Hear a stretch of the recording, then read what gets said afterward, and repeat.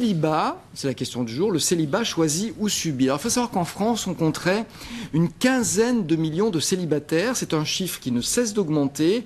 Alors est-ce que c'est par choix? Est-ce que c'est plus facile à vivre aujourd'hui qu'il y a quelques décennies? Est-ce que c'est forcément un état transitoire? Et comment bien vivre son célibat? Autant de questions que nous allons poser à Philippe Morel.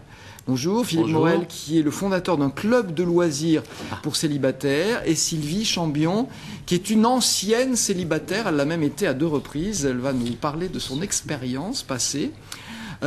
Pourquoi est-ce qu'il y a autant de célibataires aujourd'hui? Alors, Philippe Morel, est-ce que c'est déjà un phénomène français, occidental, mondial? Moi, je dirais que c'est sans doute un phénomène mondial, mais en ce qui nous concerne, on ne peut que parler de ce que l'on connaît. Donc, je pense que c'est plutôt occidental, parce que notre mode de vie va impliquer une certaine attitude dans la vie de couple. Voilà. Et la vie de couple dont on parle, par opposition au célibat, est comment on pourrait dire, un sport difficile. On essaye Oui, c'est un sport difficile de vivre à deux. Donc, c'est tout petit qu'on commence et qu'on s'aperçoit si on est bon ou pas. Et malheureusement, quand on s'aperçoit qu'on n'est pas bon, certains y arrivent et comment dirais-je, et font des belles performances. Par contre, d'autres se disent finalement je suis pas bon, c'est même plus la peine que j'essaye, je laisse tomber, je joue plus, et ils vont se réfugier dans le célibat. Donc pour vous, ce serait un choix négatif, par non défaut. Pas un choix par défaut, voilà. Parce que la question c'est le célibat, est-ce que c'est quelque chose de choisi ou de subi?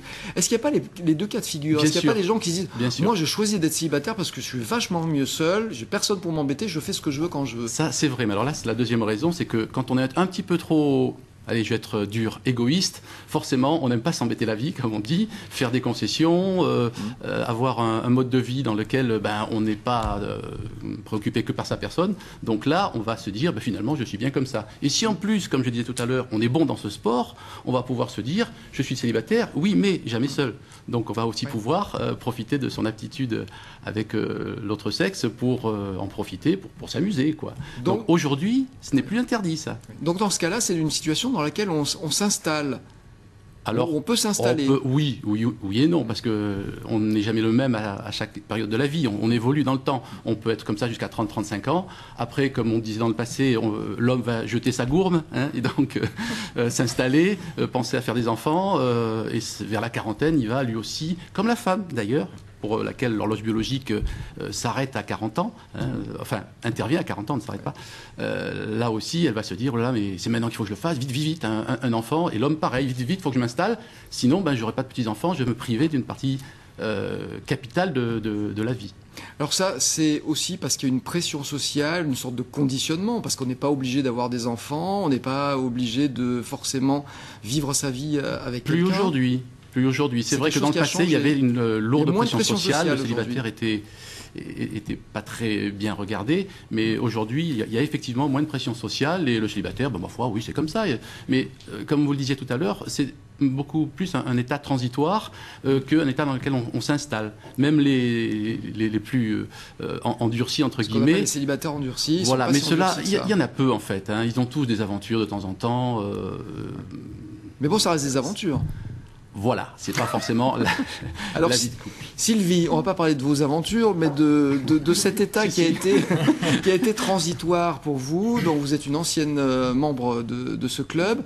Et vous avez été célibataire plusieurs fois. Je crois que vous l'avez été jusqu'à 30 ans. Est-ce que ça, c'était un choix délibéré ou est-ce que c'était quelque chose de subi? Complètement, oui. Jusqu'à 30 ans, c'était véritablement un choix délibéré. Je voulais avant tout profiter de ma vie de célibataire, justement, pour sortir, m'amuser, rencontrer des gens et faire des choses que, évidemment, la vie de couple peut-être après restreint. En fait. Mais est-ce que quand vous vous êtes dit et que vous disiez, est-ce que ça c'est une chose que vous aviez affirmé à votre famille, à vos amis, moi je suis célibataire, je suis bien, je veux profiter de la vie, est-ce qu'à ce moment-là, il n'y a pas eu une pression sociale de gens qui vous ont dit mais bon c'est un petit peu bizarre, puis t'es égoïste, on en revient à ce mot égoïste? Oui, j'avais effectivement les deux sons de cloche, on va dire. Effectivement, j'avais ma famille qui me disait bien effectivement, n'attends pas trop quand même si tu veux avoir un enfant. Il faut te ranger un jour. Voilà, il faut te ranger, tout c'est bien. Et puis d'un autre côté, il y avait aussi mon tempérament qui était là pour me dire profites-en, amuse-toi, et puis bon, tu verras après. Par contre, il est bien évident que moi, je voulais ne pas alors dépasser, on va dire, la trentaine. Vous étiez fixé une limite quand même. Oui. Je Donc, m'étais fixé la limite, c'est surtout pour avoir un enfant, quoi. Donc vous êtes marié. Voilà. Et puis vous avez divorcé, ça arrive de plus en plus fréquemment. Il y a un mariage sur 2 qui se termine par un divorce. Tout à fait. Et là, vous avez encore été célibataire. À ce moment-là, est-ce que c'était aussi choisi ou subi ? Alors au début c'était choisi, puisque bon, on a quand même besoin d'une période de remise en question et de reconstruction, je dirais. Donc effectivement j'avais envie aussi de sortir de cette pression qu'avait été mon couple. Donc puis retrouver une forme de liberté aussi. Voilà, c'est ça, retrouver une forme de liberté. Par contre après, au bout d'un certain temps, eh bien ça devenait quelque chose de totalement subi, parce que bon, effectivement la solitude, et c'est vraiment elle qui pèse, eh bien devient beaucoup trop difficile à gérer. Les week-ends seuls, quand je n'avais pas mon fils, bien il fallait que je passe mes week-ends toute seule. Bon, c'était complètement démoralisant de se retrouver vraiment face à soi là, complètement. Donc là est venu le moment où je me suis dit bien, voilà, je vais penser à moi, je vais faire quelque chose qui me sorte de ce célibat. Donc, vous avez retrouvé quelqu'un. Aujourd'hui, vous vous sentez bien comme ça, ou est-ce que de temps en temps, il y a une petite nostalgie de la période de célibat avec cette liberté ? On l'a compris, il y a la liberté de l'autre et puis il y a la solitude de l'autre, de l'autre côté, qui vont ensemble finalement. Tout à fait, effectivement. Mais alors après, bon, ça, c'est une façon de gérer son couple, je dirais. Mais effectivement, non, je n'ai pas la nostalgie de mon célibat d'avant, parce qu'effectivement, bon, quand on a la chance de vivre une relation qui nous apporte beaucoup, bon, bah, ma foi, c'est différent. Mais c'est vrai que ça passe par la liberté de l'autre aussi. Il faut. C'est différent. Il faut composer, c'est pas simple. Voilà, c'est ça. C'est pas simple.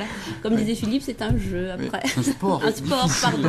Un sport difficile. Philippe, c'est beaucoup plus simple quand même aujourd'hui de vivre un célibat qui a 20 ou 40 ans. On l'a dit, la pression sociale est beaucoup moins importante.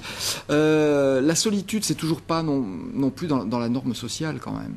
Bah, non, parce qu'on n'apprend pas aux gens à vivre seuls non plus. Voilà, et c'est quelque chose qui est dur à supporter pour tout le monde, même pour ceux qui l'ont choisi. Donc il y a effectivement aujourd'hui beaucoup de façons de ne pas être seul. Oui. Alors on dira un mot du club que vous avez monté dans un instant. Auparavant, j'aimerais savoir si c'est peut-être un lieu commun. Est-ce que c'est plus facile de vivre son célibat en ville qu'à la campagne? Mais est-ce que c'est si évident que ça? Parce que la solitude peut être encore plus importante en ville, parce que justement on est seul au milieu de beaucoup de monde. C'est ça, c'est exactement ce que j'allais dire. La foultitude, comme on dit, c'est le meilleur isolant. Alors que dans un village, moi j'ai la chance de vivre dans un petit village, tout le monde se connaît, tout le monde s'apprécie, se dit bonjour. Donc la solitude, elle est relative. Alors, il reste la solitude amoureuse. Ça, effectivement, dans un petit village, s'il n'y a pas d'alter ego, comme on dit, on va souffrir de ce manque. Mais ça va être un manque affectif, pas un manque de solitude. Alors qu'en ville, on est très entouré, on a plus de chances de se faire des relations affectives, amicales ou amoureuses. Mais si on n'y arrive pas, et quand on n'y arrive pas, je dirais que c'est malheureusement la plupart du temps, c'est pas aussi facile de rencontrer des gens aujourd'hui. On pense que la rencontre est facile, elle ne l'est pas. Ouais. C'est faux. Sylvie, vous l'avez ressenti, cet isolement du fait d'être célibataire, c'est-à-dire que tous les amis qu'on a depuis longtemps, lorsqu'ils sont mariés, lorsqu'ils ont des enfants, c'est pas qu'ils vous rejettent, mais à la limite, vous êtes un petit peu à part, on s'occupe moins de vous? Mais oui, et puis nous on le ressent aussi comme ça. Donc effectivement, on a les amis qui étaient présents lors du couple. Alors ça c'est aussi différent, parce que souvent bien on ne veut plus avoir affaire à ces amis-là. Ça nous rappelle 2-3 petites choses qu'on veut oublier. Ouais. On a aussi les gens qui n'ont pas la même disponibilité que nous, c'est-à-dire ils ont des enfants, ils sont en couple. C'est différent, pas les mêmes attentes. Donc effectivement, quand on se retrouve seul, on se sent un petit peu comme la 5e roue de la charrette avec nos amis. En fait, c'est exactement ça. Tout à Alors fait. Le club de loisirs que vous avez créé, c'est il y a déjà 20 ans. Moi, j'ai lu qu'il s'adressait aux 20-49 ans. On peut mourir après? En général, on est encore vivant. Non, nous, on a volontairement fixé une limite d'âge parce que on s'est rendu compte que si on voulait apporter un service aux jeunes, et jeunes pour nous, c'est moins de 50 ans, donc à 45 ans on est encore jeune, même si après on l'est toujours, c'est vrai, mais en fait il faut éviter d'avoir une génération d'écart. Si on a les parents et les enfants s'en vont, ils ne restent pas. Si on veut garder les jeunes, il ne faut pas qu'il y ait leurs parents. Et alors, c'est 25 ans l'écart maximum. Le principe, c'est des activités dans lesquelles les gens se rencontrent. Mais on va vous dire... Oui, partagent, se rencontrent, oui. Tous les clubs de rencontre... Se côtoient, pas se rencontrent. Voilà, mais alors vous jouez sur les mots. C'est pas un club de rencontre, ça c'est un mot que vous que j'aime pas parce qu'il est galvaudé. Est-ce que c'est pas une forme d'hypocrisie aussi? Parce que les gens qui viennent chez vous, c'est forcément pour rencontrer quelqu'un? Forcément, non. Alors inconsciemment peut-être, on va dire que la pulsion primaire biologique qui fait que une femme ou un homme, j'en veux un, oui, non, ça reste au fond, mais quelque part on l'a transcendé, on l'a sublimé comme on dit, et on va arriver dans le simple but de vaincre cette solitude dont on parlait tout à l'heure, à savoir pouvoir être avec d'autres personnes. Et d'être avec d'autres personnes, ça permet effectivement de faire des rencontres, de faire des connaissances, mais le but n'est pas de former un couple, il est d'être avec d'autres personnes, de partager des choses, de sympathiser. Et on met toujours en avant le côté amical. Nous, on est un club qui apporte de l'amitié avant tout, du copinage. Et si éventuellement l'amitié se transforme en amour, c'est pas plus mal? C'est la meilleure façon d'arriver à l'amour, le copinage. On prend les choses dans le bon sens. Chez nous, on ne fait pas l'amour à l'envers. On le fait dans le bon sens. D'abord les copains, après, et ça marche tout seul après. Une fois qu'on se connaît entre amis, on s'apprécie. On n'est plus dans le profil que l'on décrit sur les sites de rencontres où je le veux comme ci, comme ça. Non, c'est faux, ça ne marche pas. Faire son marché, c'est pas forcément la meilleure solution. L'amour ne répond pas à ces critères-là. Merci de nous avoir apporté ce témoignage sur le célibat. Si vous souhaitez avoir des informations supplémentaires sur ce thème, vous allez sur notre site internet www.france3.fr. Vous trouverez les coordonnées du club en question. Et on va passer tout de suite à la suite